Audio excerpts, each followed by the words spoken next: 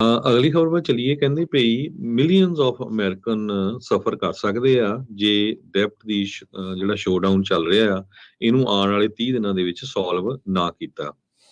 ਤੁਹਾਡੀਆਂ ਨੌਕਰੀਆਂ, benefits, financial security, ਬਹੁਤ ਸਾਰੇ millions of American the disappear ਹੋਣੀ ਸ਼ੁਰੂ ਹੋ ਜਾਊਗੀ ਜੂਨ 1 ਤੋਂ, ਜੇ ਤਦ ਤੱਕ ਜੋ ਰਿਪਬਲਿਕਨ ਤੇ ਡੈਮੋਕ੍ਰੇਟ ਮਿਲ ਕੇ ਡੈਪਟ ਸੀਲਿੰਗ ਇਨਕਰੀਜ਼ ਕਰਨ ਦੇ ਲਈ ਐਗਰੀ ਨਹੀਂ ਕਰਦੇ ਹੈਗੇ। ਇਹ ਟ੍ਰੈਜਰ ਸੈਕਟਰੀ ਜੈਨਟ ਜੈਲਨ ਨੇ ਅੱਜ ਸਵੇਰੇ ਇੱਕ ਬੜੀ ਹੀ ਸਟ੍ਰਿਕਟ ਵਾਰਨਿੰਗ ਇਸ਼ੂ ਕੀਤੀ ਹੈਗੀ ਆ।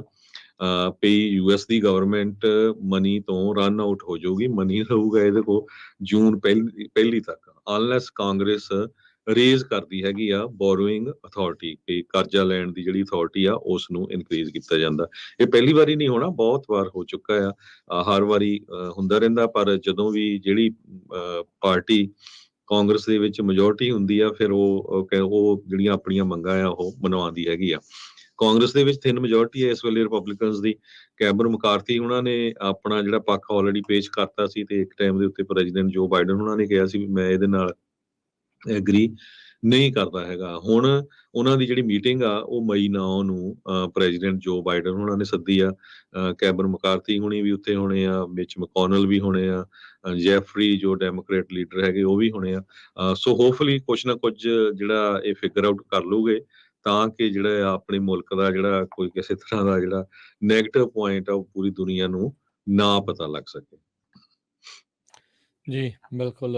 ਇਹ ਮਸਲਾ ਜਿਹੜਾ ਹਰਜੋਤ ਸਿੰਘ ਜੀ ਸਿੰਘ ਫਸੇ ਆ, 6 ਹਫ਼ਤੇ ਕਹਿੰਦੇ ਸੀ, ਹੁਣ 4 ਹਫ਼ਤਿਆਂ ਦੇ ਵਿੱਚ ਮਨੀ ਰਨ ਆਊਟ ਕਰ ਜਾਣੀ ਆ। ਫੈਡਰਲ ਜਿਹੜੀਆਂ ਲੇ ਆਫਸ ਕਹਿ ਸਕਦੇ ਆ, ਫਰਲੋਜ਼ ਸੌਰੀ, ਹੋਣਗੀਆਂ ਵੀ ਵਿਦਆਊਟ ਤਨਖਾਹ ਲੋਕਾਂ ਨੂੰ ਘਰੇ ਜਿਹੜਾ ਫਿਰ ਬੈਠਣਾ ਪਊਗਾ। ਇਹ ਇੱਕ ਵਾਰੀ ਇੱਦਾਂ ਦਾ ਹੀ ਸ਼ੋਅਡਾਊਨ ਹੋਇਆ ਸੀ, ਗਵਰਨਮੈਂਟ ਸ਼ਟਡਾਊਨ ਹੋ ਗਈ ਸੀਗੀ, ਤਕਰੀਬਨ 1.5-2 ਮਹੀਨੇ ਸ਼ਟਡਾਊਨ ਰਹੀ ਸੀ, ਦਸੰਬਰ ਤੋਂ ਜਨਵਰੀ ਫਰਵਰੀ ਦੇ ਦਰਮਿਆਨ। ਇਹ ਪ੍ਰੈਜ਼ੀਡੈਂਟ ਓਬਾਮਾ ਦੇ ਕਾਰਜਕਾਲ ਦੇ ਵਿੱਚ ਇਸ ਤਰੀਕੇ ਦੇ ਨਾਲ ਉਦੋਂ ਹੋਇਆ ਸੀਗਾ। ਸੋ ਉੱਦਾਂ ਦੀ ਸਥਿਤੀ ਜਿਹੜੀ ਆ ਉਹ ਬਣ ਸਕਦੀ ਆ। ਅਮਰੀਕਾ ਦੇ ਚੱਕੇ ਹੋਏ ਕਰਜ਼ਿਆਂ ਦੇ ਉੱਤੇ ਜੇ ਡਿਫਾਲਟ ਕਰਦੀ ਆ ਤਾਂ ਕਾਫੀ ਕਸੂਤੀ ਸਥਿਤੀ ਬਣ ਸਕਦੀ ਆ।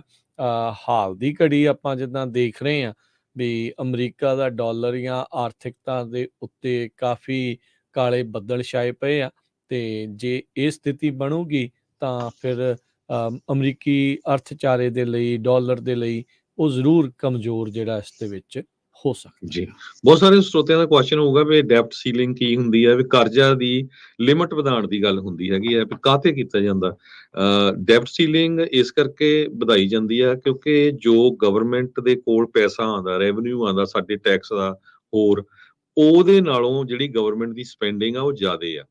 ਸੋ ਉਹ ਡਿਫਰੈਂਸ ਦੇ ਲਈ ਇਸ ਕਰਕੇ ਹੋਰ ਕਰਜ਼ਾ ਲੈਣ ਦੇ ਲਈ ਇਹ ਡੈਪਟ ਸੀਲਿੰਗ ਆ ਉਹ ਵਧਾਈ ਜਾਂਦੀ ਆ। ਜਿੱਦਾਂ ਆਪਾਂ ਕਈ ਵਾਰੀ ਇਕੱਠੀ ਲੋਨ ਲੈ ਲੈਂਦੇ ਆ ਜਾਂ ਲੋਨ ਰੀਫਾਈਨਾਂਸ ਕਰਕੇ ਹੋਰ ਵਧਾ ਲੈਂਦੇ ਹੈਗੇ ਆ, ਹੋਰ ਪਾਸੇ ਵਰਤ ਲਓ। ਡੈਮੋਕ੍ਰੇਟਸ ਦੇ ਕੋਲ ਕਹਿੰਦੇ ਵੀ ਬੋਰਿੰਗ ਅਥਾਰਟੀ ਇਨਕਰੀਜ਼ ਕਰਨ ਦੇ ਲਈ ਕਾਂਗਰਸ ਦੇ ਵਿੱਚ ਮੈਜੋਰਟੀ ਨਹੀਂ ਹੈਗੀ, ਪਰ ਰਿਪਬਲਿਕਨਸ ਦੇ ਕੋਲ ਥਿਨ ਮੈਜੋਰਟੀ ਆ। ਇਹ ਸਾਰਾ ਕੁਝ ਹੁੰਦਾ ਰਿਹਾ।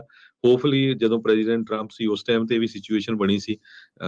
ਇਹ ਜੇ ਦੋਨੋਂ ਰਲ ਕੇ ਪਾਰਟੀਆਂ ਇਮੀਡੀਏਟਲੀ ਵਰਕਆਊਟ ਕਰ ਲੈਂਦੀਆਂ ਆ ਤੇ ਇਹਦੇ ਨਾਲ ਜਿਹੜਾ ਇੱਕ ਡਿਜ਼ਾਸਟਰ ਆ ਉਹ ਹਟ ਜਾਊਗਾ।